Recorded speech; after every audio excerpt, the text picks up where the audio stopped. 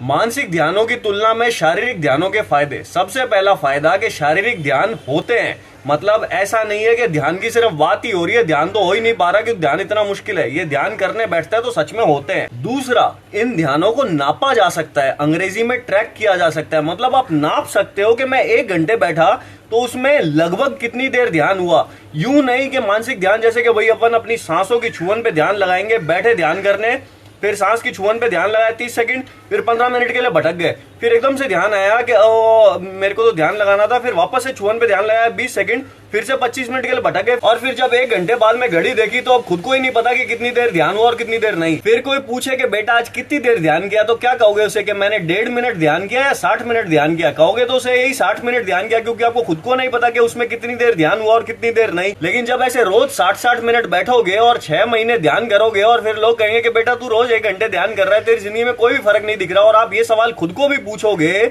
और सच में फर्क नहीं दिख रहा होगा, क्योंकि ध्यान तो 60 मिनट नहीं, 1.5 minute, 1 minute 30 second, 2 minute 5 minute हो रहा था, तो आपका भी और आपको देखने वालों का भी ध्यान पे अविश्वास बढ़ने लग जाएगा। लेकिन शारीरिक ध्यान सही ढंग से करते हुए 60 मिनट बैठे तो हम कह सकते हैं 45 मिनट, 50 मिनट, 55 मिनट हुआ। तीसरा फायदा, क्योंकि ध्यान सच में लंबी देर तक हो पा रहा है, तो लंबी देर तक ध्यान करने का जो असली जिंदगी में सच में असर दिखता है वो भी दिखेगा सांसारिक चीजों में भी।